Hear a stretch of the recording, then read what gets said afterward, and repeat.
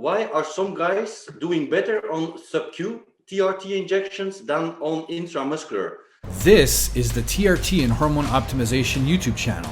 And if you want to learn all about the science-based information on this topic, consider subscribing, hit that notification bell, and you'll be on your way.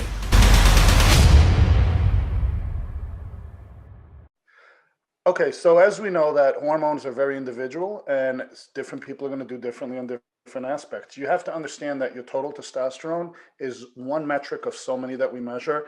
And a big factor that a lot of people keep overlooking is the rate of metabolism and excretion, or essentially the pharmacokinetics of the medication.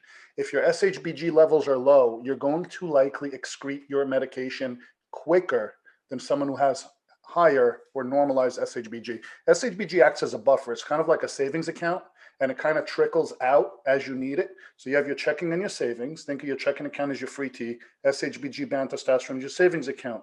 Your checking goes down, you move money over from your savings to bring it back up. If your savings account doesn't have the binding capacity or the availability to hold on to that hormone or money per se in this analogy, then you're essentially going to be using more of it in the free testosterone department.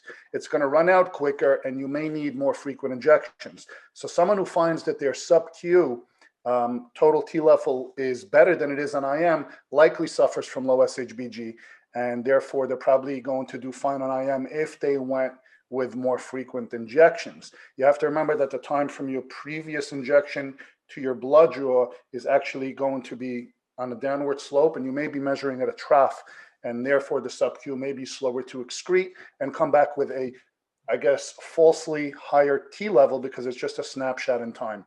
People put way too much emphasis in the numbers. At the end of the day, it's how do you feel overall? What is more adherable to you and your lifestyle? What do you feel less anxious about? Some people just don't like the IM route for whatever reason. They're afraid of needles, whatever. Do what works for you, experiment with it, and find a sweet spot. It's not a one-size-fits-all. Just because we make a video saying this injection route, in theory or in a lab or scientifically is better than this one, doesn't mean that it's a blanket policy for everybody or across the board. And the same thing goes for nutrition. I'm sure Ali will tell you later when those questions come up.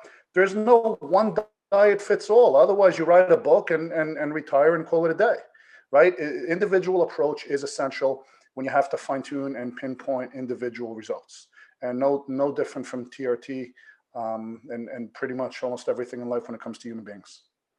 Why do you guys think that like so many guys put so much into their number total, like their bench press number? Like my testosterone is 900. It doesn't, like, no one really understands that it's really about how you feel, because there are guys that are at like 500 that feel amazing.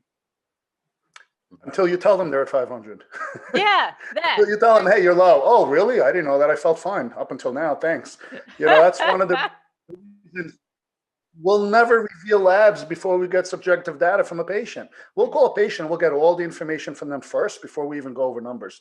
Because you'll tell someone who feels great that, well, you only came back at 550, and they'll say, oh, wow, and I thought I felt well. Well, you did, and that shouldn't change based on a number.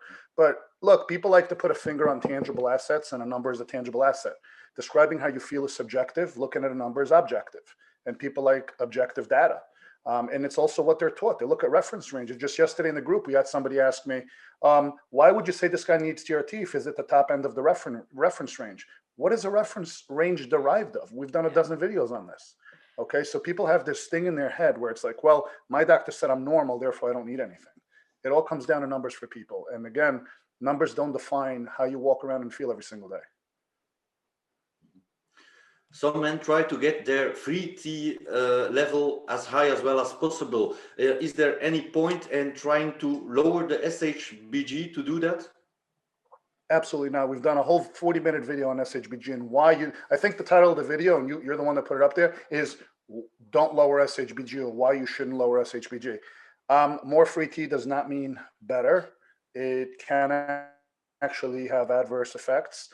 Things need to be balanced. Hormones, and I say this over and over again, hormones are like a symphony or an orchestra. Okay, you need the drummer, the guitarist, the vocalist, the bassist. You need them all in sync. You can have all of the best musicians in the world. You throw me on the piano in the back corner and I just ruined the entire orchestra. Okay. And again, this comes down to the same thing. It's like everything has to be in harmony. That harmony is going to be slightly different for everyone. So I like to look at hormone balancing sort of like an equalizer. It's not a one size fits all. It's not a master volume control. It's an equalizer.